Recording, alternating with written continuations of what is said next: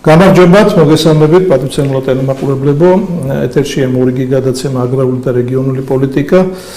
დღეს ჩვენი სტუმარია ფაზილ ალიევი, ისტორიკოსი, პოლიტიკოსი, ძალიან დიდი გამოცდილების ადამიანი, როგორც ადმინისტრაციულ, თქვათ, უწყებებში მუშაობის, კერძო სექტორში, არასამთავრობო სექტორში, მოკლედ აქვს ძალიან საინტერესო ხედვა. ჩვენ ვისაუბრებთ დღეს რეგიონულ პოლიტიკაზე, ოღონდ იმ ჭრილში, რომელიც არა მხოლოდ ეს თქვათ ეკონომიკური ნაწილია. რეგიონულ პოლიტიკაში ხშირად ვსაუბრობ მე სხვადასხვა პროგრამებზე, სხვადასხვა თქვათ მართვის მექანიზმებზე. ამჯერად მოდით ვისაუბროთ ჩვენ ეროვნულ უმცირესობებზე, ვისაუბროთ რელიგიურ თემატიკაზე, ბატონ ფაზილს მევთხოვე, რომ დღევანდელი სიტუაციაც ეს ძალიან დაძაბული ფაქტიურად ომის პირას მისული კონფლიქტი, ამაზეც ვისაუბროთ. რატო? იმიტომ რომ ჩვენს რეგიონებში არ არის მხოლოდ სოციალური ან ეკონომიკური პრობლემები, არის სხვა სიღრმისეული თემები, სხვა ტიპის პრობლემები. ჩვენ უკვე რამოდენიმე თვეა შეუერთდით მე და რამოდენიმე ჩემი ცნობილი მეგობარი ფაზილის ინიციატივას, რომ მაქსიმალურად მოხდეს ახალგაზრდა აზერბაიჯანელების ინტეგრაცია ჩართვა პროცესში, ქართული ენის სწავლებასთან დაკავშირებით, გარკვეულ ასე ვთქვათ ინიციატივებთან დაკავშირებით, ქონდა რამოდენიმე საინტერესო შეხვედრა და ამ კუთხით, ასე ვთქვათ, მიდის ძალიან საინტერესო მუშაობა. მე მინდა ბატონობის გარეშე მიმართავთ, ჩვენ ერთმანეთს ვიცნობთ ძალიან დიდი ხანია, ასე ვთქვათ და რა მაინტერესებს აი ამ შემთხვევაში ფაზილ, მოდით ესე შევხედოთ პროცესს. ერთის მხრივ ეროვნული უმცირესობები წლების განმავლობაში მუდმივ რეჟიმში აწყდებიან იმ პრობლემას, რასაც ქვია ენობრივი ბარიერი. ეს ენობრივი ბარიერი თითქოს დაიწყო 90-იან წლებში, იყო სპეციალური პროგრამა ქართული სწავლება, მასწავლებლების ის, მაგრამ ამას ქონდა გარკვეული წყვეტა, სააკაშვილის რეჟიმში ეს უკვე რაღაცა ისე აქტუალურად არ ჩანდა, ყოველ შემთხვევაში რაღაცა ინერციით მიდიოდა და დაკარგა რაღაცა მიზანმიმართული მოქმედება. თუმცა შემდეგ აი ამ კომუნიკაციებმა ურთიერთობამ მაინც მოგვცა გარკვეული სურათი და შეიძლება ითქვას, რომ ბავშვებში და ახალგაზრდებში გაცილებით მაღალია ქართული ენის ცოდნა, ვიდრე ასე ვთქვათ, უფროს თაობაში, თქვენს ასაკში და თქვენს გარშემო. აი რა უნდა გაკეთდეს დღეს იმისთვის, რომ ჩვენ პირველ რიგში ვსაუბროთ ენის მომენტებზე, ენის ბარიერზე, რომელიც პირველი ნაბიჯია ამ ინტეგრაციის ნაწილში. მე აუცილებლად გადავალთ სხვა სიღრმეებში, ეს სოციალური იქნება, ეკონომიკური იქნება თუ რელიგიური და ასე ვთქვათ, ომსაც შევეხოთ, მაგრამ აი მოდით ვისაუბროთ, რა არის მნიშვნელოვანი დღეს აზერბაიჯანული მოსახლეობისთვის, ქვემო ქართლის და მათ შორის თბილისის ნაწილშიც, ბევრ ადგილებში, რომ სრულფასოვნად დაეუფლონ ბავშვები ქართულ ენას და როდესაც ენა იცი, შენ ქართულად ლაპარაკობ, ქართულად აზროვნებ, გაქვს უკვე სრული ინტეგრაცია და ჩვენ დავინახეთ, რომ არის ძალიან დიდი სურვილი. აი ტალღა წამოვიდა ახლა ამ სურვილის. აი გისმენთ, მაინტერესებს პირველ რიგში. მოგისალმებით ბატონო კოჩა, მოგისალმებით ტელემაყურებლებს ყველას. ჩვენ ვცხოვრობთ დემოკრატიული სახელმწიფოში და ყველაფერი უნდა დაარეგულიროს კონსტიტუცია. კი, კონსტიტუციაში ჩვენი უწერია, რომ ყველა ერი, ყველა რელიგია არის თანაბარი საქართველოში. მე ფიქრობ, კი, კონსტიტუციაში ასეა უწერია. სინამდვილეში ასე არ არის. და ფაქტებით გეტყვით, ხო? რუსეთი ახლა ატარებს ისეთი პოლიტიკა, რომელიც სახელმწიფოებში გარშემო საზღვართან, ვინც არიან საბჭოთა კავშირის ყოფილი სახელმწიფოები, ხო? ეს დაინტერესებულია, რომ ყველგან იყოს გახსნილი რუსული სკოლები. რატო? იმიტომ თქვენ თქმის არ იყოს. შენ თუ რუსულად სწავლობ, რუსულად აზროვნებ, რუსული ინტელიგენცია, რუსული ისტორიაზე ინფორმაცია რო გაქვს, კიდე არ გინდა შენი გულში უკვე გაქვთ სიმპათია რუსების მიმართ, რუსული ისტორიაზე და ასე არის საქართველოში.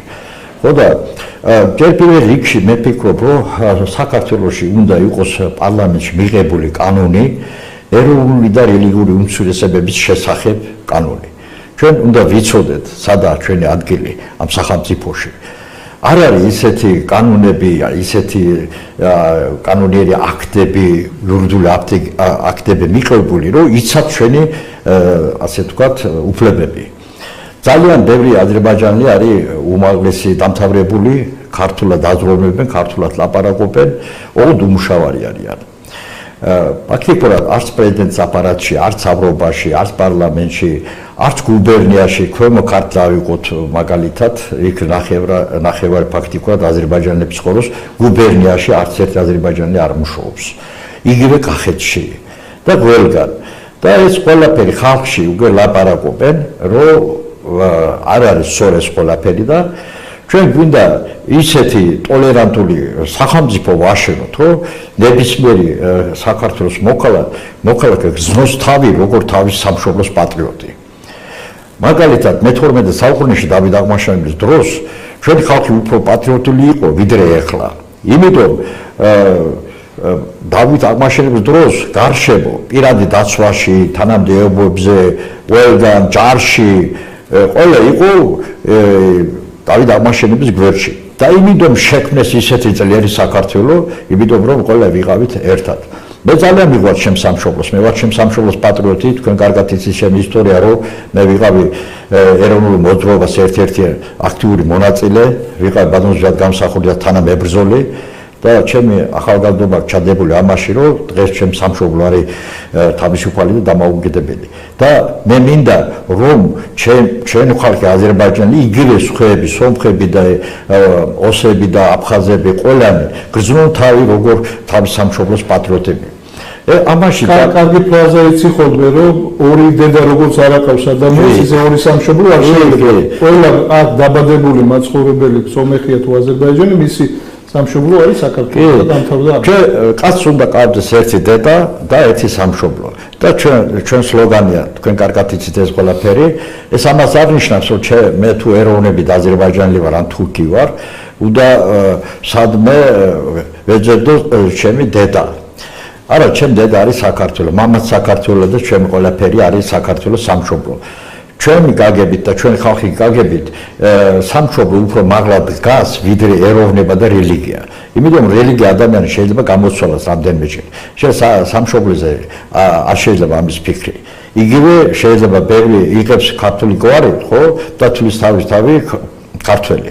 სამშობლო რჩება. ხო ისეთი, ეს ამას ნიშნავს, რომ სამშობლო უფრო მაღლად დგას.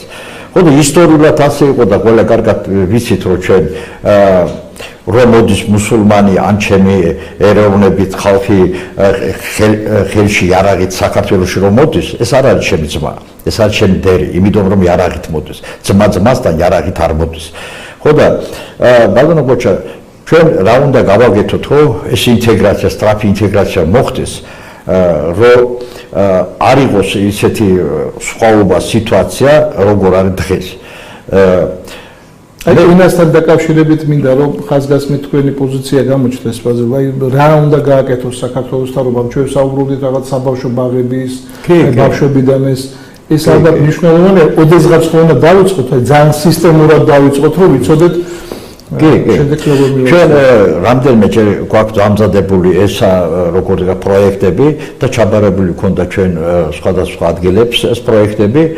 ჩანს რომ სიტყვაში კი, ლაპარაკში კი და დაინტერესებულია ზოგიერთი ხელმძღვანელები რომ მოხდეს ინტეგრაცია. საქმეში პირიქით. ხო და ჩვენ ვამბობთ რომ პირველ რიგში თუ ჩვენ გვინდათ რომ მოხდეს სწრაფი ინტეგრაცია, პირველ რიგში რომ ეროვნული უმცირესობა კარგად იცოდეს ქართული ენა, ეს არის საბავშვო ბაღები. თუ საბავშვო ბაღში იმან ბავშვმა დაიწყო ქართული ლექსების სწავლა, როგორ ვთქვათ, წეყვები, მერე ბანაკებში რომ მიდის მარნიოლელი ბავშვი თუ მივა ქუთაისში, ან ბათუმში, ან რა ვიცი სვანეთში და იქ რო გაიცანს თავისი დოლის ბავშვებს, ხო, ეს უკვე არის ინტეგრაცია. მე ჩემი ოჯახის იმითი მინდა მაგალითით უთხრა. ჩემი შვილი ფონიჭალაში დაიბადა, მივიდა ქართული ბაღაბაღში. ქართული ბაღაბაღის მერე სააკაშვილის თავრობიდან დაიწყო ზეწოლა შემოჯახდა და იწულებით ვიყავი წავიდა საქართველოდან. ხო და ჩემ ბავშვებმა აზერბაიჯანში დაამთავრეს სკოლა, საშუალო სკოლა. მერე დააბრუნდა, ჩააბარა და ჯავახიშვილის იურიდიული ფაკულტეტი დაამთავრა ძალიან კარგად. საფუძველი ქონდა საბავშვოების ქართული. მე შევშინდი როგორ მამარო, როგორ იცავი შენ იმას, როგორ იქნება და იმათქო მამა მე პირველ რიგში სულში მაქვს რომ ვიცავლო ქართულად. იმიტომ რომ უკვე თქვენთვის არ იყოს ბავშვობიდან უკვე ქართული აზროვნება, ქართული ხალხის მიმართ სიმპათია ბავშვი იყო და ეს სიმღერა მაგალითად მამედოვის სიმღერა შავანის სიმღერა როგორ იყო ეს არის ის რომ იმის გულში ქართველების მიმართ და კულტურის მიმართ ძალიან მაღალი სიმპათია, ძალიან დიდი სიმპათია ეს ისიც რამდენი თვე დაჭირდა ამას რომ იმყეროს როგორ ჰამლეტ კონაშვილი ეს სიმღერა იგი არის ბავშვები, ხო? ძალიან უნდა თო გულით და სულით იცავლო. პირველ რიგში ჩვენ უნდა მივცეთ არეალი იმისთვის, ეს საბავშვო ბაღებია, კარგად უნდა შექმნილი იყოს ეს სიტუაცია. მერე ეს ბანაკები, მერე უკვე გნებად აზერბაიჯანის სკოლა დაამთავროს, გნებად ქართული იმას დაამთავროს. უკვე ამაში ფუნდამენტი არის და მე არ მეშინია უკვე ინტეგრაციაზე, მე ვიცი რომ 100% ძალიან სწრაფად წავალ ინტეგრაცია ქართული საზოგადოებაში. ხოდა ამისთვის მე ფიქრობ რომ თავრობას უნდა იყოს სურვილი და შექმნას ის ხალხი კი არა რომელიც ამას სურს ასე ვთქვათ. ეხლა ირჩევენ უფრო ჩუმათი ხალხი ვინც საერთოდ არ ლაპარაკობს, ან ლაპარაკი არ იცის ასე ვთქვათ. ეგ არ არის ეთქობა მხოლოდ ეს თქვა ეროვნული მომენტი, შეიძლება თქვათ ქართველებიც იყვნენ ეგეთ დეპუტატები, რომლებიც საერთოდ არ ლაპარაკობენ. მე რა მინდა იცით, აი აუცილებლად უნდა გადავიდეთ რელიგიურ მომენტებზე, იმიტომ რომ ხშირად ჩვენ საუბარშიც გვითქვია რომ იმდენად დიდია ასე თქვათ ისტორიაც, გადაკვეთაც, დავით აღმაშენებლის პერიოდი გაიხსენეთ. ერთადერთი თქვათ რაც შეიძლება აი სხვადასხვა მხარეს გაგახედოს არის თქვათ რელიგიური მომენტები. თუმცა აქ თუ ჩვენ სწორედ ვიმუშავებთ და სწორი აქცენტებს დავსვავთ სწორ სტრატეგიული ესე ვთქვათ ხედვას ჩამოვაყალიბებთ. აი მაგალითად ჩვენი საერთო მეგობარი მამუკა არეშიძე ხშირად საუბრობს რომ ჩვენ უნდა ხელი შევუწყოთ ტრადიციულ ისლამს, ყველა დანარჩენი მიმართულება უნდა იყოს შეზღუდული, ჩვენ უნდა შევძლოთ და ჩვენ თვითონ შევქმნათ ეს სასულიერო სასწავლებლები, ჩვენ უნდა ეს ისლამი დავაფუძნოთ იმაზე რაც კავკასიაში დომინირებდა, ეს არის ადათის წესის ასე ვთქვათ პრიორიტეტი და ეს იყოს ასე ვთქვათ რელიგიაში პრიორიტეტი. იქ გამორიცხულია ვთქვათ სხვადასხვა ასე ვთქვათ დამძიმება დამოკიდებულების ან რაღაცა სხვა მომენტები და ამას აქვს ძალიან სერიოზული ტრადიცია, თუნდაც კავკასიის მაგალითებზე, მთიან ხალხთა მაგალითებზე მიუხედავად ვთქვათ რელიგიური მომენტების რამდენად იყო ვთქვათ ეს ადათთან დაკავშირებული თემატიკა, ამიტომ რელიგიასთან მიმართებაში ჩვენ გვმართებს აქ სწორი ორიენტაცია. რატომ? იმიტომ რომ თუნდაც დღევანდელ მოცემულობაში, ხო, როდესაც აი რაღაცა გამწვავდება, რაღაცა გაურკვევლობა იქნება, რაღაც მეზობელ ქვეყნებშია კონფლიქტი, ჩვენ ვგრძნობთ, რომ ადამიანები რაღაც კარგავენ, რაღაც სახელმწიფოებრივად აზროვნების მომენტებს და რაღაც ის გავლენის ქვეშ არიან. ეს გავლენა ქართული სახელმწიფოსთვის არ არის ნორმალური, არ არის ესე ვთქვათ მისაღები, ამიტომ მაგ ნაწილში ფიქრობ რომ ძალიან მნიშვნელოვანია გადაწყვეტილებები. მე ვიცი თქვენი დამოკიდებულებაც, აი ვისაუბროთ ამაზეც. კი. იცით როგორ არის ბანაკოჩა, მე მინდა მუსულმანებზე დავილაპარაკო. საქართველოში მცხოვრები აზერბაიჯანელები განაწილდებიან ორზე. ნაწილი არის შიიტები, ნაწილი არიან სუნიტები.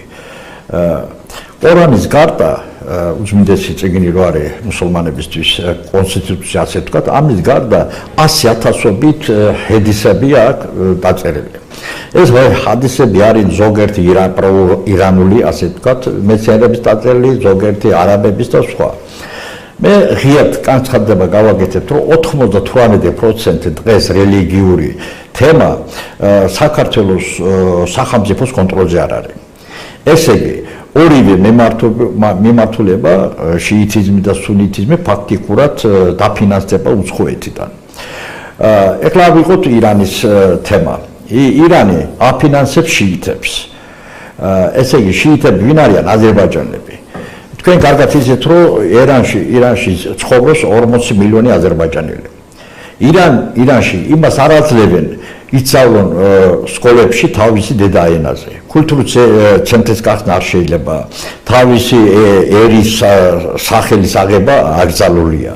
და ისე გამოდის, რომ ირანში არ უყვარს აზერბაიჯანელებს, ძალიან უყვარს ამას მარნიულში, ავიღოფონიჭალაში და ასე შემდეგ. მე ვიცი, რომ ასე არ არის. ისინი ხსიან აქ მედრესები სპარსულ ენაზე. ჩვენი აქაური საქართველოს მოქალაქეები ბავშვები სწავლობენ სპარსულ ენას. სპარსული ენა ჩვენ რა გვინდათ? სპარსული ენა არ არის საჭირო. ჩვენთვის საჭიროა დედა ენა პირველ რიგში და მეორე დედა ენა არის ქართული ენა, რომელიც ჩვენ სახელმწიფო, ჩვენ დედა და ჩვენ და ვიცოდეთ ესა. ისინი რას აკეთებენ, ხო? ეს ყველაფერი არის საქართველოს სახელმწიფოს ინტერესების წინააღმდეგ. ეს ერთი, მეორეში შიიტიზმის თუ ავიღებ, ყორანი არ ავიღებ, მე კიდევ ამ ყორანში სხვა რაღაცა უწერია, ჰადისებში უწერია, რომ მისი თავარი სარდალი და ლიდერი არის ირანის პრეზიდენტი. ესე იგი, ხომეინი თუ ბრძანება მისცემს, ხო, მარნიულებს ან პონიჭალებს ან ლაგოდეხს და რაღაცა, ისინი უნდა შეასრულონ. ფაქტიკურად ესე გამოდის, რომ ჩვენი მოქალაქეები არიან უცხო სახელმწიფოების ჯარები. ხოდა, მე ვიცი, რომ ორანშას არ გაუწერია. ეს უბრალოდ იმ სახელმწიფოების პროპაგანდა. და ჩვენ ვერაფერს ვერ ვაკეთებ, სახელმწიფო ჩვენ გვერდში რო არ არის ინტელიგენციის. და ეს ერთი ფაქტი მინდა დაფიქსირო, რომ ეს რელიგიური ფანატიკოსების 99% და ისა ბევრი და არც ერთი განათლებული არ არის. უმაღლეს განათლება არ აქვს. ესე იგი, უცხოეთის, მე ასე ვთქვათ რა, ზოგიერთი სამსახურები ეძებენ ჩვენებში უფრო ვინ არის ფიზიკური ძლერი, უფრო ვინ არის იქითკენ ფინანსებზე ძალიან დაინტერესებული და ის ხალხი, ასე ვთქვათ, რომ იწყებენ თავისი პროპაგანდა საქართველოში. იგივე ხდება სუნიტებში და ჩვენთან არის ძალიან ბევრი, ასე ვთქვათ, პატრიოტი რელიგიის ადამიანები, სულიერი ხალხი არიან, ძალიან ბევრი. ჩვენთან რეკავენ ხოლმე მოდიან და ამბობენ ჩვენ რა გავაკეთოთ, კაცო, ჩვენ არ გვინდათ ვიყოთ ირანის ვიღაცას ხალხის იმის კონტროლის ქვეში, ან არაბების. ჩვენ და ვიმსახურებთ ჩვენ სამშობლოს, ჩვენ საქართველოს. და როგორ გავაკეთოთ ამას, რომ ყველაფერს აძლევენ იმას საშუალება. მეჩეთების კონტროლი იმაშია, ყველაფერი კონტროლს იმაშია, ხე სახელმწიფო, ისე ვთქვათ, თანამდებობის პირები იმას ხდებიან. აქედან ფინანსიც სახელმწიფო ბიუჯეტიდან ფინანსი იქმნის, ირანიდან ფინანსი იქ მოდის. ხო და ვინ არის პატრიოტი სულიერი ხალხი და ისინი არიან ჰაერში დარჩენილი. ეს ძალიან ცუდია, მე გეთანხმებით თქვენ და ჩვენ სახელმწიფო უნდა სასწრაფოდ მიიღოს ისეთი კანონები, ხო, რომ აქაური სულიერი ხალხი იყოს როგორ დავით აღმაშენების დროს. ხო და არ უნდა დაელოდოს ბრძანება, ხომეინის ბრძანება, პირიქით უნდა დაელოდოს ჩვენი პრემიერ-მინისტრის ბრძანება, ან ჩვენი პრეზიდენტის ბრძანება. რაც შეეხება დღეს ირანის და ისრაელის შორს რომ მედის ომი ახლა, ხო? ეს არის ძალიან საშიში სიტუაცია. ჩვენ შორს არ არის ჩვენთან. დაახლოებით 300 კილომეტრია, 350 კილომეტრია ჩვენი საქართველოს საზღვარიდან ირანამდე. კი ბატონო. შორს არის თეირანი თბილისი. კი. რო ასე ავიღებ, თუ იქიდან შემოვალ, ახლა ძირითადად ისინი საიდან შეიძლება შემოვიდნენ? ისინი შეიძლება შემოვიდნენ თურქეთის გავლით და სასომხეთის გავლით, აზერბაიჯანის გავლით. საქართველოში შეიძლება ირანთან არ აქვს. არ აქვს შენ. ხო და ყველაზე კარგი იმისთვის არის, რომ სასომხეთიდან შემოვიდეს. ეს უფრო ახლო მანძილია, ხო და იქ ცხოვრობენ ძირითადად სასომხეთის საზღვარზე ცხოვრობენ აზერბაიჯანელები ეროვნებით და იქედან ცოტა ქურთები ცხოვრობენ. ეხლა ჩვენ ვიღებთ ინფორმაცია ყოველდღიურად, ყოველ საათში, რომ ძალიან ბევრი ხალხი უკვე გადავიდა თურქეთის იმას საზღვართან გადიან უკვე ძალიან ბევრი არის საზღვარზე აზერბაიჯანის და იმას ხო ჯერ ნაკადი იმდენი არ არის მილიონობით და რაღაცა ელოდებიან თუ ის დაბომბა იქნება ხშირი და საში უფრო მაშინ უკვე ძალიან დიდი ნაკადი მე მგონი ისეთი სურათი ჩანს რომ დიდი მოთამაშეების პოზიციები იკვეთება და მალე წავა მე მგონი დასრულებისკენ ეს ალბათ იმედი ვიქონიოთ ყოველ შემთხვევაში რომ ეს გართულება არ იქნება ამ შემთხვევაში მაგრამ მე გეთანხმებით აი ამ რელიგიურ მომენტში რომ ჩვენ დიდი ხანია ამაზე ვფიქრობთ, საუბრობთ, მე ალბათ ერთიანად აღებული ბორნისი მარნეული ქვემოქართლის ის 10-12 წელი მაინც გამომდის იქ სხვადასხვა ხელმძღვანელთა თანამდებობებზე მუშაობის და კარგად ვიცი ეს თემატიკაც, ალბათ მოვიდა დრო, რომ ჩვენ ამ რელიგიურ ნაწილში გქონდეს ძალიან ცივილური მიდგომა, სწორი კონცეფცია მისი განვითარების, რაც პირველ რიგში იქნება ამ ეროვნული უმცირესობის დაცულობაც და ამ დაცულობაში არის პირველ რიგში სახელმწიფოს მხრიდან ასე თქვა უზრუნველყოფილი დაცულობა და რაც თქვენ ხაზი გაუსვით და არა თქვა სხვა მეზობელი ქვეყნებისთან აი ესეთი სიღრმე ურთიერთობა რომელიც რეალურად აქ ჩვენ მოსახლეობას ჭირდება და აქ ქართული სახელმწიფოს ინტერესებში უნდა იყოს. ამიტომ ამის ცივილურად ასე ვთქვათ გადაწყობა თუ გადატვირთვა დროის მომენტია და მე ვფიქრობ აი ახლა როდესაც სოფლიო მართლა იცვლება და სახეზეა ხო ყველაფერი ის რისი შეცვლაც უნდა რა კონფიგურაციებიც უნდა დადგეს მომავალში ზოგი მოლაპარაკებით მიდის ზოგი რაღაცა ზეწოლით ზოგი ტარიფებს ხმარობს ზოგი უკვე იარაღს ხმარობს და ეს დიდი ჯანჯღარი მსოფლიოში დაწყებულია. ამიტომ ყველა ის ჯანსაღი პოზიცია, ყველა ის ჯანმრთელი პოზიცია, რაც ამ შემთხვევაში მნიშვნელოვანია, რომ გაჟღერდეს, დაფიქსირდეს, როგორც ეს თქვა, მომავალი განვითარების პლატფორმა, ამაზე უნდა იყოს აუცილებლად საუბარი.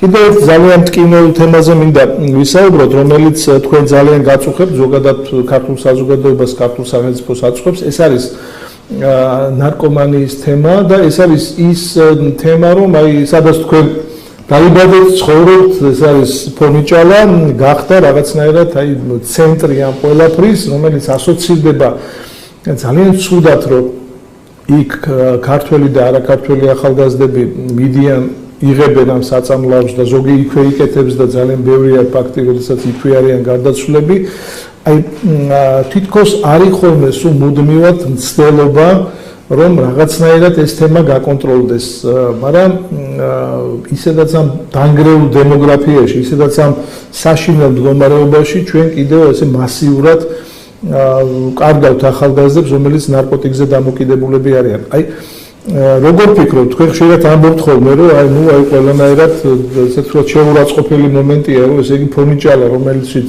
ბევრი აკადემიკოსის დაბადებულა გამოჩენილი სპორტსმენების დამოსტინა ჩვენ საინტერესო შეხვედრა ქონდა ძალიან საინტერესო ხალხთან ახალგაზრდებთან ასოცირდება დღეს სწავლის აღებასთან აი რა უნდა უშუალოდ ამ სიტყვას მაგრამ შეიძლება სიტყვით კეთრი გეოპოლიტიკაზე ხო მე როგორ ახლა პოლიტიკოსი ასე ვთქვათ ისტორიკოსი მინდა ვთქვათ რომ ჩანს ღია რომ დიდი მოთამაშეები სუპერ სახელმწიფოები ფაქტიკურად შეთანხმებულია რაც ხდება დღეს ღიად ჩანს რომ აქ თურქეთი, რუსეთი, ამერიკა შეთანხმებულია სიტუაციაზე და ფაქტიკურად იმაზე მიდის, იმ გზით მიდის. უბრალოდ კიდევ ამბობ, ჩვენ სახელმწიფო როგორც საქართველო, ჩვენ ვიყოთ მზად ყველაფერზე. კიდევ ამბობ, ვიტევნილების მასიური ჩამოსვლაზე ან შეიძლება ხვალდაზე რაღაცა მოხდეს ზოგიერთი სახელმწიფოების ინტერესებზე იყოს ის ხალხის შემოსვლა საქართველოში და სიტუაციის არევა თქვენ შემზე კარგად იცით რომ ეს 1979 წელს რაც მოხდა ირანში ეს მოხდა საფრანგეთის დახმარებით და მასონების და ვატიკანის ხელით მოიყვანეს პირველი სულიერი ლიდერი თავისი თვითმფრინავით საფრანგეთიდან და დაინიშნეს აქეთ ირანის ხელმძღვანელად და დღევანდე ასე იყო. ხო და რაც კიდე იყოს ჩვენ როგორ ბადრას სახელმწიფო ჩვენთვის საჭირო პირველ რიგში ერთობა. ეს და ეს როგორ თქვათ რელიგიური და ეროვნული ეს უნდა მზად იყოს ყველაფერზე.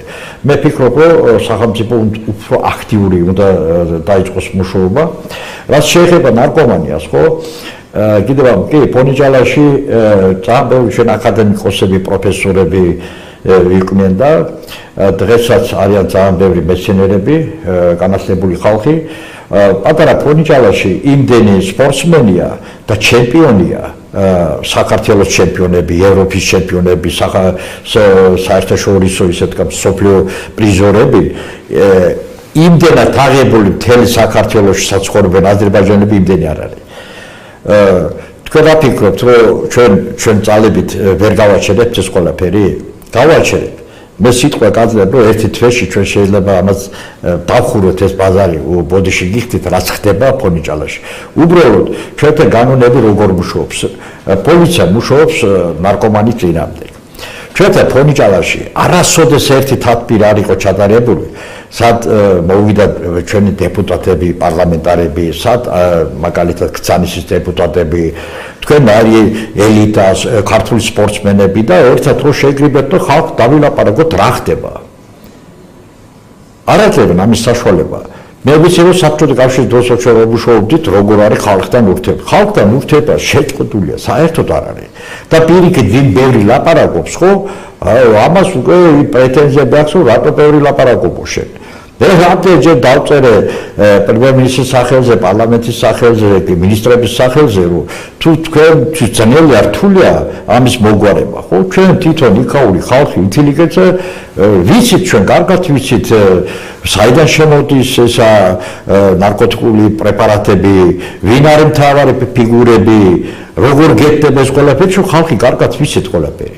იქ ბატონო კოჩე ტელევიზიებით რომ მიდის ეს როგორ თქვა სპეცნაზის ასე დაჯერის მომენტი რაღაცა, იქ არიან ობოლი ბავშვები, უპატრონო, იჭერენ იმას. ვინ არის ასე აკუნები ხო, ვინ ამით არის დაგავებული ძალიან დიდი ფულებს იშოვეს ხო, ისინი უყურებენ. ეს უბრალოდ ასე გამოდის რომ ხო და მუშაობთ ასეა. და ჩვენ ხალხში ძალიან ცუდი ის არის, როგორ ვთქვათ, ინტერპრეტაცია ამ სიტუაციის, რომ როგორ ხდება სინამდვილეში სახელმწიფო იმდენ ზუსტია, რომ იმის წინამდებ ვერაფერს ვერ აკეთებენ. იმიტომ რომ ხალხში კარგად ცით. მე თქვენ ხო ჩავიდე ის ლინკები და ნახეთ, ხო მარნეულში გუში ხალხი გამოვიდა ქუჩაში, პირდაპირ მერიას და ნარკომანის წინამდებ, რომ რატო არ მუშაობთ კაცო, იქ სოფლებში ღია ბაზარია ყველგან. იმიტომ რომ გუბერნიაში არ არის ერთი აზერბაიჯანი ნორმალურად ადამიანი, რომელიც აზროვნეს, ისის მუშაობა, პრაქტიკა აქვს. ან ისე თქვათ მერიებში არ არის ხალხი. არიან ძალიან ბევრი, რომელიც არიციან ქართული ენა, ზიან საკრებულოებში, რაც ლაპარაკობენ იქ საკრებულოში, არაფერს არიციან, განათლება არ აქვს ნორმალური, ისეთი ხალხით მართავენ რეგიონი. და ეს ძალიან საშიში სიტუაცია არის. კიდევ ვამბობ, ხალხში ძალიან უკვე ანტიპათია უკვე იბადება სახელმწიფოს მიმართ, რომ სახელმწიფო რატო ჩუმად არის. და ფიქრობენ რატომ ჩუმად არიან და ამბობენ რომ ზოგადად ამბობენ აქედან ფულს ვიმეიყებს, აქედან ის არის და დაინტერესებულნი არიან და ასე ჯორები დადიცან. ამით უკვე შეიძლება ისარგებლოს ოპოზიცია, ისარგებლოს ხეები, საქართველოს მტრები.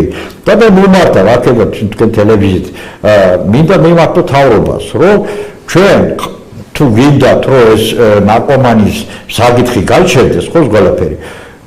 საჭირო არის შეხვედრა პროექტების ამუშავება ნორმალურად და დაიწყოთ ხალხთან ერთად ამის წინააღმდეგ. კიდევ ვამბობ, ეს ძალიან უშლის ხელს ქართული აზერბაიჯანული მეგობრობას, ინტეგრაციას, იმიტომ რომ თუ ქართველმა ახალგაზრდა მოვიდა ფონიჭალას შეიწინა ნარკოტიკი და ხვალ რაღაცა მოხდა, ამ მოვდა, ეს ოჯახი, ეს გვარი, ეს ყველას აქვს აზერბაიჯანელების მიმართ ანტიპათია, რომ ფონიჭალაში მოხდა. ელე მე რა შუაში ვარ, სხვა ხო? ამიტომ კიდევ მაგ თხოვნა სახელმწიფოს მიმართო, სახელმწიფო მაშინ ძლიერია და მაშინ არის ისა მაგრად, ხო? იმ შემთხვევაში თუ ისმენს ხალხის აზრი, იმიტომ კონსტიტუცია რაც წეს, კონსტიტუცია წეს, რომ კონსტიტუციას სახელმწიფო წყარო არის ხალხი. მოდით ხალხთან დავილაპარაკეთ, აბა წყარო ჩვენ ვართ. თან ეს არის აშკარად დამანგრეველი თემა დემოგრაფიულად. ჩვენ ახლა ის თაობა, რომელიც უნდა ამრავლებდეს ქვეყანას და ასე ვთქვათ, რეპროდუქტიული ნაწილი ნარკომანიაზეა და ნარკოტიკზეა დამოკიდებული და არც გამრავლებაზე ფიქრობს და არც ოჯახის შექმნაზე, ეს არის საშინელება.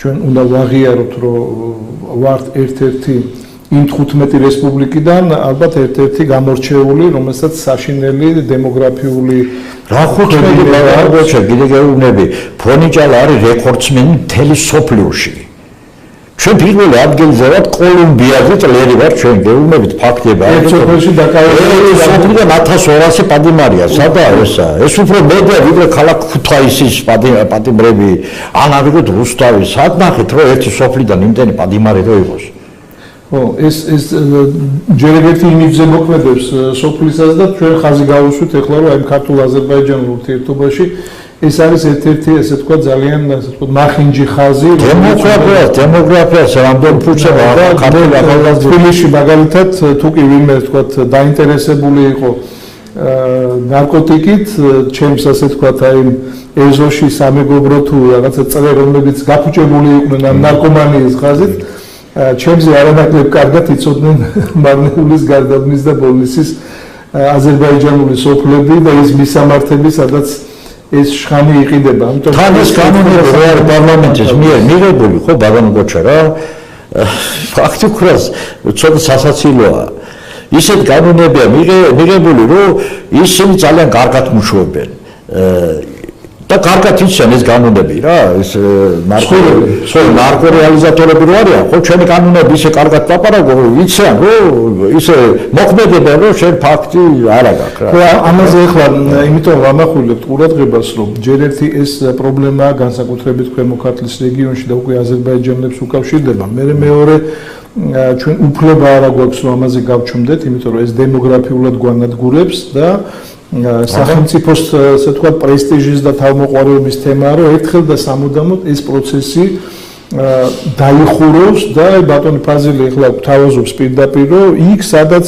არის აქტიური სოფლის ასე თქვა საზოგადოება განათლებული საზოგადოება და კი მე ვნახე რაც თქვენ გამომიგზავნეთ რომ მისული იყვნენ ასე თქვა გამგეობაში გარკვეული ჯგუფი და კატეგორიულად ითხოვდნენ რომ ჩვენ სოფელში ეს მე მგონი იქით ალგეთის მხარეზე იყო თუ ჩვენ სოფელში არის ეს წერტილები, არის ეს ბოდიშიამ გამოთქმაზე ბუდეები და აი ეს უნდა გააკონტროლოთ. ამიტომ მათ იციან და სხვათა შორის ჩვენ გვაქვს მაგაზე ნასაუბრები რომ ადრე ეგონათ რომ ნუ რაღაცა იყიდება მაღაზიასავით, ვიღაცა მოვა იყიდის, მაგრამ სქემა ისე დატრიალდა რომ თვითონ ეს სოფლებიც ჩაითრიეს, მათი შვილებიც ჩაითრიეს ამ პროცესში. ეს უკვე რაღაც ესეთი მასიური გახდა და რა თქმა უნდა ამას არავინ არ დაუშვებს და ისედაც იმდენად მასიური გახდა რომ თუ ეს არ გაჩერდა ჩვენ დემოგრაფიულად ვიქნებით აბსოლუტურად განადგურებული და ის რომ თქვა რაღაცა ვიღაცა გადის მიგრაცია სოფლები იცლება თუ კიდევ ეს დაემატა რა ეს რეპროდუქციის მომენტი არ არის ხო და მაღალი სიკვდილიანობაც თვითონ ამ დემოგრაფიული უსაფრთხოების სტრატეგიას აქვს 4 ძირითადი თავი. ყველა 4 თავი ცალ-ცალკე რო განვიხილოთ ახლა ჩვენ ხო ყველგან ძალიან ძიმეთ ვართ.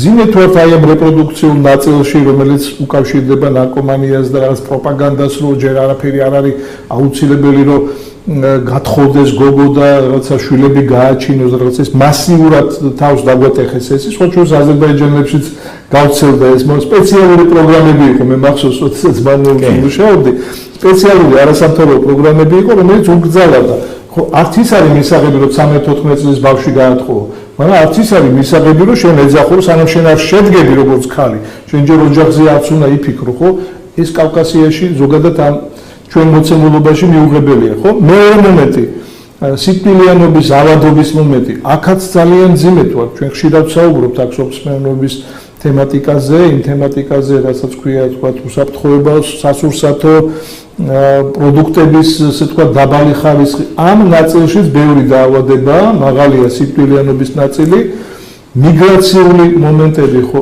ეს საერთოდ უმძიმესია იმიტომ რომ იმ სოფლებში ჩვენ ვერ ქმნით ღირსეულ სამუშაო ადგილებს დაახლოებით რამდენი წელი გავიდა ახლა ალბათ 30 წელი გავიდა მას შემდეგ რაც მოქალაქეთა კავშირმა გამოაცხადა ესეთი პროგრამა რომ მილიონი სამუშაო ადგილი საზოგადოებას და ეს მილიონი სამუშაო ადგილი იყო ჩვეულებრივად მიწის დარიგება და ადამიანს რომელსაც აძლევდნენ საკარმიდამო ნაკვეთს თვლიდნენ რომ ეს არის დასაქმებული რეალურად თუ დასაქმება ამ შემთხვევაში მაგრამ ნუ ჩაითვალა რომ ჩვენ დღესაც სტატისტიკურად როდესაც ვითვლით, აი რატოა ხოლმე რომ აი რაღაც დაბალია კაცო ჩვენთან იმას რა ქვია, უმუშევრობის ჩვენ არ შეიძლება ამას დავერტყმოთ. ეს არ არის ნორმალური ინდიკატორი აი ამ პროცესის თქვათ რეალურად დანახვის, ხო? ამიტომ ამ ნაწილში თუ ჩვენ ყურადღებას არ ვაქცევთ, ეს მიგრაციული პროცესი მიდის, ვერ ვაჩერებთ და აი რო წარმოიდგინოთ ერთად, ხო და განვიხილოთ ეს თქვენ მეგონი ესწრებოდი ჩვენ ერთხელ დიდი კონფერენცია გავაკეთეთ აი ზუსტად დემოგრაფიული საფრთხეების სტრატეგია, რომელიც მიღებული აქვს პარლამენტს და არ არის განხორციელებული, არ არის გადმოსული სამთავრობო მოქმედებაში, აქ თუ ჩვენ ეს სრულ სურათს გავშლით, ხო, მივხვდებით, რომ რეალურად არც ერთი მიმართულებით ჩვენ არ აგვაქვს რაიმე ხელშესახები, არა თუ კარგი შედეგი. მართვის მექანიზმიც არ გვიჭირავს. აი ყველა მართვის მექანიზმი გაქცეულია. გაქცეულია ეს მექანიზმი, რომ ჩვენ ვერ ვაკონტროლებთ სურსაც ვინ რას ჭამს და როგორ ჭამს და ეს სხვა ჯანდაცვის მომენტები, ხო? გაქცეულია რა თქმა უნდა მიგრაციული მომენტები, გაქცეულია ეს თემა, რასაც ნარკომანიას ვეძახით, არ არის ეს ასე თქვა მართვის ქვეშ. ამიტომ ეს არის ერთ-ერთი მნიშვნელოვანი და განსაკუთრებული. ეხლა მე მინდა ჩვენ ცოტა ეკონომიკაზეც ვილაპარაკოთ ნაწილობრივ. მე ეხლა დღეს დილით ვიყავი კონფერენციაზე. მერიოჩი შედგა ესეთი შეხვედრა მეცნიერებთან, რაღაც ინოვაციური ჯგუფი თუ საბჭო აკეთებდა ამ შეხვედრას და ერთ-ერთი პარტნიორი და ორგანიზატორი იყო მეცნიერთა კონგრესი და გამოიტანეს განსახილველად ძალიან საინტერესო წიგნი, რომლის ავტორები არიან გივი თალაკვაძე და იოსე ბარჩვაძე. მე შევეცდები, რომ შემდეგ გადაცემებში ბატონი სოსო არჩვაძე იყოს ჩვენი სტუმარი. ეს არის, ასე ვთქვათ, საქართველოს ინტეგრირებული რესურსები. ეს ძალიან დიდი თემაა, თუმცა არის უბრალოდ სტატისტიკური აღრიცხვა, მოცემულობა და მათი პერსპექტიულობის, ესე ვთქვათ, მინიშნება. თუმცა ამ პერსპექტიულობას და ამ შესაძლებლობას მე იქ ჩემ სიტყვაში აღვნიშნე, რომ ჩვენ გვჭირდება აუცილებლად ჯერ იურიდიულ სამართლებრივი შეფასება თვითონ ამ პროცესის, რომ სად ვართ ახლა, სად არის ეს ქონება, ვისია, ვის საკუთრებაშია. ჩვენს ვალდებულებებს საერთაშორისო სტანდარტებით ჩვენ რა ვალდებულებები გვაქვს და როგორ აგვაქვს აღებული და შემდგომ მექანიზმები როგორ უნდა იყოს ეს გამოყენებული. გაქვს, მაგრამ კაი აღიცხე რომ აქვს, მაგრამ რა მექანიზმებით ვიყენებთ, ეს არ ჩანს, ხო? ახლა შუა კორიდორის თემაზე, როდესაც რაღაც ნიუანსებს ვაზუსტებ მე, ხო? აღმოჩნდა ესეთი რაღაც, რომ ძალიან მნიშვნელოვანია, რომ შუა კორიდორი, როგორც სამხრეთ კორიდორთან და ჩრდილოეთ კორიდორთან შედარებით, ეხლა აქტუალური კი არის, მაგრამ ესე ვთქვათ, უკვე მშვიდობიან რეჟიმში მას უნდა კონდეს კონკურენტული შესაძლებლობები, კონკურენტული უპირატესობა და რეალურად აღმოაჩინეთ, რომ ჩვენთან ფოთის სპორტის მომსახურება დაახლოებით ორჯერ ძვირია, 100% ძვირია, ვიდრე დანარჩენი პორტების და როდესაც ჩავედი სიღრმეში, რა თქმა უნდა ინფორმაციას ვიცოდი და მახსოვდა, მაგრამ ნუ ესე ვთქვათ, ესეთი ფოკუსირება არ გამიკეთებია ამ თემაზე. აღმოჩნდა 2008 წელს აი რაკიას რო ყველაფერი მიყიდეს, მიწები, რაღაცა ისინი ფული გაეკეთებინათ. რაკია მიყიდა, მე შემდეგ გადაყიდა ამ რაკიამ, დანიური მეპატრონია, ვისთან არის ეს დანიური მეპატრონე, ყოველგვარი ვალდებულებების გარეშე ეს არის სტრატეგიული ობიექტი. ამაზე სტრატეგიული ობიექტი შავი ზღვა და მასზე ესე ვთქვათ ღმაწვოვანი ფოთის სპორტი, ხო? აი დღეს რო იქ ვიღაცებს იბარებენ და ნაცმოძრაობამ რა გააფუჭა და რა გააკეთა თუ ყვებიან თავის ისტორიებს, მე მინდა რომ ხაზგასმული იყოს აი ესეთი გადაწყვეტილებები, რომელიც დამანგრეველია დღევანდელი გადმოსახედიდან, როცა ჩვენ უღრმავდებით, ის გადაწყვეტილება იყო დამანგრეველი. აი ეს არის რეალურად განსახილველი. ამას უნდა მივექციოთ ჩვენ ყურადღება და არა რაღაცა ისეთ ზედა გასაგებია, რა თქმა უნდა, ადამიანების ცხოვრება გაუნგრიეს, ადამიანის პრობლემები შეუქმნეს და ბატონ ფაზელსაც ახლა გადავა ზუსტად მაგ კითხვით, რომ იმ პერიოდში ისეთი გადაწყვეტილებები იყო მიღებული, რომელმაც აი თავდაყირა დააყენა ძალიან ბევრი რამ და ეს არანორმალური ის ახლა მე ყველა ნიჭიერ ადამიანს ვაფასებ და საქართველოში ესე სათხოვს შვილები დასაკარგიო და ვისაც რა შეუძლია, როგორ შეუძლია ადამიანის პოტენციალის გამოყენება ძალიან მნიშვნელოვანია, მით უმეტეს ჩვენ პირობებში და მართლა ძალიან ბევრი ნიჭიერი კაცი ცხოვრობს მიუხედავად იმისა, რომ ბევრი რაღაც პრობლემა გვჭირს, ხო? მაგრამ ის რომ თქვა დღეს კიდევ ვიღაცა აფეტიშებდეს იმ მდგომარეობას, იმ ლიბერალურ პარადიგმას, იმ ასე ვთქვათ სამოძრაო სცენარებს, რასაც ბენდუკიძე აქ აკეთებდა, იყიდება ყველაფერი იყიდება, ისიც გაიგება, ამ ბედს გადამიხდიან, გაიყიდება, ხალხო ჩაუღრმავდეთ უნდა და ის მისი მიმდევრები დღესაც აგრძელებენ ამ პროცესს. და მე დავპირდი ყველა გადაცემას, რომ აუცილებლად 1-2 წუთი მაინც ამ ეკონომიკურ, ლიბერალურ, ასე ვთქვათ, ნახინჯ პარადიგმაზე, რომელზეც დღეს ჩვენ კიდე ინერციით ვზივართ, ამის შეცვლაა საჭირო. აუცილებლად შეცვლაა საჭირო. მოდი ახლა აი იმ თემაზე ბატონ ფაზილის ისტორიაში იყო ესეთი მომენტი, როდესაც მას ჰქონდა საინტერესო შესაძლებლობები ბიზნესის განვითარების და მუშაობდა, ხო? და რეალურად დიფერენცირებული უნდა ყოფილიყო ისეთი ტიპის ბიზნესი, თუნდაც გაზმომარაგება დავარქვა, თუნდაც რაღაცა სხვა მიმართულებით, იმიტომ რომ ჩვენთვის რა არის მნიშვნელოვანი? ჩვენთვის მნიშვნელოვანია, რომ ინკლუზიური იყოს, თქვათ, ეკონომიკა. ფაზილსაც მეორეს, მესამეს, მეხუთეს ყველას ჰქონდეს შესაძლებლობა იმუშაოს და სწორედ მართოს ეს, მაგრამ არა ვიღაცებს დაჭირდათ ამის შეკვრა, შეფუთვა, გაყიდვა, ამ გაყიდვაში თავის ინტერესების გატარება და ეს სტრატეგიული ხაზები ჩაბარდა დიდ კორპორაციებს, რომლებიც ჭკვაზეც იმართება ეს ყველაფერი და რომლებსაც უკვე ამ პროცესში უკავიათ გაკვეული, ასე ვთქვათ, აი მთავარი მამოძრავებელი როლი, შენ მასზე ხარ დამოკიდებული, ჩვენ ახლა რეალურად ფოთის სპორტში ვართ დამოკიდებული იმ კომპანიის ნება-სურვილზე, ჩვენ რაღაცები დაუყენოთ, თავის დროზე არ დადგა ეს საკითხები და დღეს შეიძლება მათ თქვან, ვარო ჩვენს ინტერესებში არ შედის, არ არის გამორიცხული, რომ თქვათ ეს ისეთ ქვეყნებთან და ისეთ სიტუაციებთან არის დაკავშირებული, რომ შეგნებულადაც არ მოხდეს თქვათ ამაზე სწორი მუშაობა და გეუბნებიან არ მოგწონს, აგერ ააშენე ანაკლია. ის იქ კიდე სხვა სიღრმეებია, იქ კიდე სხვა პრობლემებია და სხვა მომენტებია. მოკლედ მე იმის თქმა მინდა, რომ აი სახელმწიფოებრივი ფიქრი, რომლითაც ჩვენ გადაცემა დავიწყეთ და გავშალეთ ახლა ამ ეროვნულ უმცირესობებთან, ძალიან ბევრი მნიშვნელოვანი მომენტია, მათ შორის ენობრივიც, რელიგიურიც და ასე შემდეგ, ხო? აი ძალიან ბევრი იყო ისეთი, რომელიც ეხებოდა წინა ხელისუფლების დროს აი ამ ქონებრივ წართმევებს და ადამიანებისთვის აი სიტუაციების და ტვინის არევებს. თქვენ შეგნებულად არ მიმართეთ იმ კომისიას და იქ არ გითქვათ არაფერი და მე გაძლევთ რამოდენიმე წუთს, რომ შეგიძლიათ ამ ფორმატით ვახსენოთ, რომ ის და რატო აკეთებთ ახლა ამას ჩვენ, რომ ყველა ხოლმე იმ კომისიას ის იმან შეიძლება თველებით იგუშაოს, იმდენი ხალხია. თქვენ ძალიან მოკლედ თქვენი ისტორიაც რომ გაიხსენოთ. მე როგორ ისტორიკოსი ვეტყვი, ისეთი რა საქართველოში ცხოვრი აზერბაიჯანელებს სურს ახლა გვაქვს სურვილი, რომ ან ვიცხოვროთ დავით აღმაშენებლის დროს სიტუაციაზე, ან ვიცხოვროთ როგორ ქართველები ცხოვრობენ თურქეთში. და ხო იცით, ერდოგანი თვითონ არის ქართველი, ხო და იქ 20-ზე მეტი ქართული ტელევიზიები, მილიარდერები და კარგად ცხოვრობენ როგორ ძმები. ხო და 1000 წელია არცერ არ იყო იქ თურქეთში ქართული, თურქული დაპირისპირება ან რაღაცა და მე ხშირად დავდივარ მეგობრებთან, ლაზებთან, ქართველებთან, აქაური ვინც არის წარმოშობით და ძალიან კარგად ცხოვრობენ, ტოლერანტული. ხო და ასე გვიდა ჩვენ. თქვენ კარგად იცით, რამდენიმე ჯერ მიგმართეთ ჩვენ აშალოვის, ნუგზარ აშალოვის ოჯახის ფაქტიკურად ქვემო კაცი პროკურატურა შექმნა იმას გენოციდი იმ ოჯახს რა.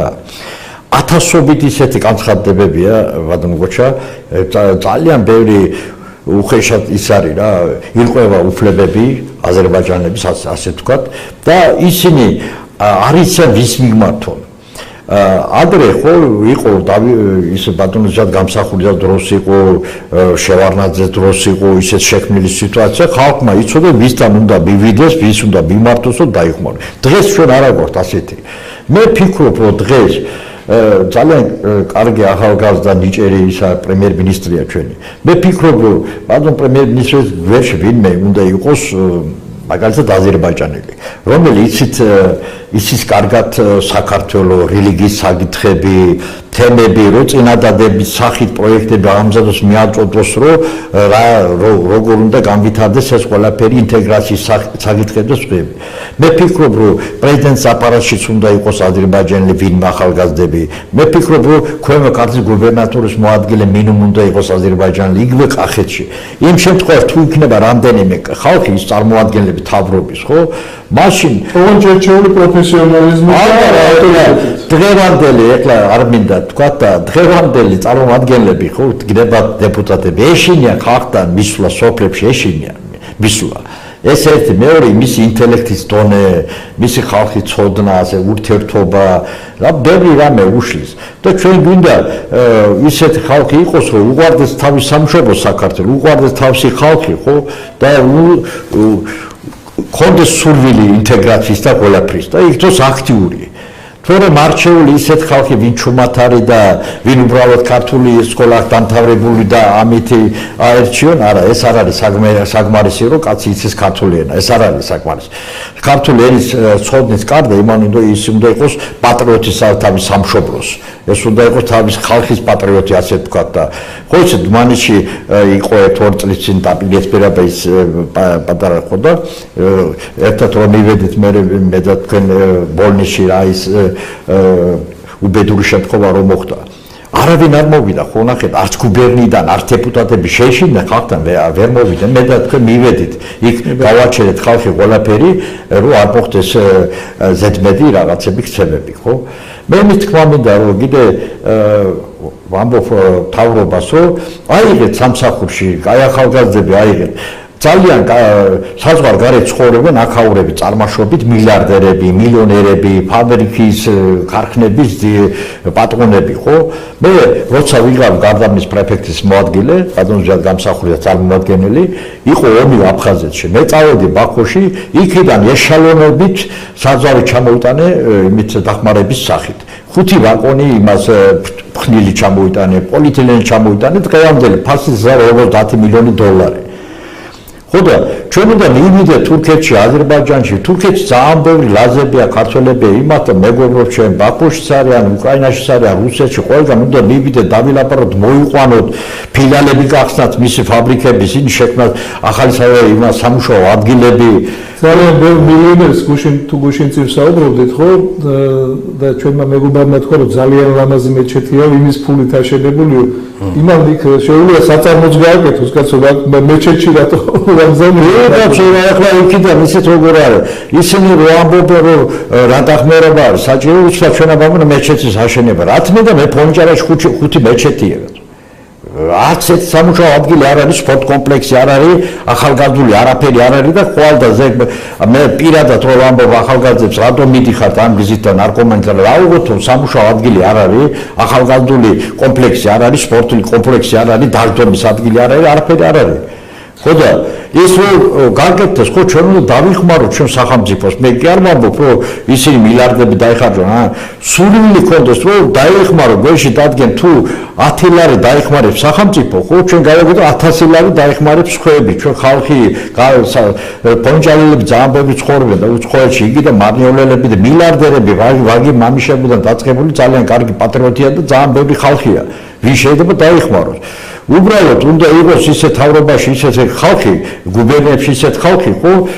უთხრას მოვიდეთ პრემიერ-მინისტრთან, რომ ჩვენ შეიძლება 10 მილიონი, 20 მილიონის ინვესტიცია ჩამოტანა საქართველოში. ხო, სწორი კონტაქტებია საჭირო, სწორი ორიენტაცია ამ პროცესში. აქედან ჩვენ ხშირად საუბრობთ ხოლმე, რომ რეგიონებში უნდა იყოს ისეთი ტიპის პროგრამები გაკეთებული აი ჭკვიან სპეციალიზაციაზე ვლაპარაკობ აი ამ პრინციპზე ქვემოდან ზემოთ რომ მომზადდეს ამ სოფელს აქვს პერსპექტივა თქვათ აწარმოოს ეს კულტურა და ამას ჭირდება ძალიან ასე ვთქვათ რამოდენიმე საფეხურიანი ის პირველადი წარმოება შენახვა გადამუშავება ასე შემდეგ და ამ სიტუაციაში როცა შენ გაქვს შესაძლებლობა რომ სწორი ეკონომიკური გათვლებით მოამზადო ეს ბიზნეს პროექტი ხო შეიძლება რასაც ახლა თქვენ ამბობთ გამოჩნდნენ ადამიანები რომლებიც ამაში ფულს ჩადებენ და გაითვალისწინებენ იქ ცხოვრები ადამიანების ინტერესსაც და გაითვალისწინებენ, ასე ვთქვათ, იმ პროდუქტის წარმოების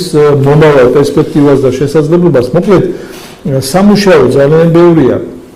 ძალიან დიდი შესაძლებლობა დღეს ხო გეუბნებით აი იმ ფორუმზე ახლა რეალურად გამოჩნდა კიდევ ერთხელ რამდენად დიდია ასე ვთქვათ საქართველოში რესურსული შესაძლებლობები, ადამიანური შესაძლებლობები, ჩვენი გეოგრაფიული შესაძლებლობები და ჩვენ ამას სათანადოდ ვერ ვიყენებთ. კარგია რომ თქვენ მიმართეთ ამ ნაწილში პრემიერ-მინისტრს და მნიშვნელოვანია რომ თქვათ აი ყველა ჩაერთოს ამ პროცესში. მნიშვნელოვანია რომ გავარკვიოთ ერთხელ და სამუდამოდ რომ ის ეკონომიკური ლიბერალური პარადიგმა, რომელსაც ჩვენ მივყვებით კვლავ ინერციით ნელ-ნელა საჭიროებს თქვათ ალტერნატიული განვითარების სცენარების შემოტანას ამ პროცესში. მე არ ვიძახი რომ მთლიანად ჩვენ გავიღვიძებთ და თავდაყირა დავატრიალებთ ამ სულ ყველაფერს, მაგრამ ის შესაძლებლობები, ის სიღრმეები, ის ანგარიში, ანალიზი, სწორი ესე თქვათ ხედვების ჩამოყალიბება, მოძებნა იმ პროდუქტების, რომელსაც შეიძლება მომავალში თქვათ კონდეს კონკურენტული შესაძლებლობა, სადღაც შეიძლება იყოს სოციალური პროექტები, სადღაც აუცილებლად უნდა გამოჩნდეს კომერციული მომენტები. აი ეს ყველაფერი რეგიონებში სამუშაოა. ბატონ ფაზილს დიდი მადლობა მინდა გადაუხადოს ბოლოს მინდა მიგმართო თქვენი კიდე საშუალებით მე მინდა მიგმართო პრემიერ-მინისტრ კიდე თავრობას აგე ფონიჭალა ერთი სოფელში ევროპის ჩემპიონებია ბოქსში იგივე სოფლიო პრიზორები არიან რომელიც მეორე მესამე ადგილი მიიღეს რამდენიმე 5-მდე ან 7-მდე ჩვენ საქართველოს ჩემპიონებია ჩვენთან არც ერთი სოფელში ისეთი სპორტსმენები არ არიან იმის მაგალითად მინდა თქვა თუ გახსოვთ ბერნეთში რო იყო მსოფლიო ჩემპიონატი ოლიმპიადა ხო იქ საქართველოს მიიღო ერთი медаლი ზიადაური მისი ბიძაშვილი ჭარჯი ზიადაური ბერნეთის სახელით მიიღო ოქრო медаლი და ბაქოში დმანისელი მიიღო ერთი ოქრო медаლი ფარიდ მანსუროვი დმანისში დაბადება ხო კი აქაური წარმოშობით ხო და ისე თქმა მინდა დღეს ჩვენი სპორტსმენები მიდიან საქართველოსთან მოდიან თურქეთიდან აზერბაიჯანიდან ირჩევენ ჩვენ კაი ბავშვები ფეხბურთელები ისინი ვინავრები მიდიან უცხოეთში მოდი დამიხმაროთ ერთი ფონიჯალაში ვაშენოთ ლამაზი სპორტული ახალგაზრდული კომპლექსი ხო მე გეუბნებთ რომ ძალიან ბევრია ბავშვები დაიწყებან დაგავებული იქნებიან სპორტით და არც ნარკომანი იქნება არც სხვა რაღაცა და ისინი იმსახურონ საქართველოს თავის სამშობლოს ინტერესებზე დიდი მადლობა. კი ბატონო, დიდი მადლობა. მომავალ შეხვედრამდე.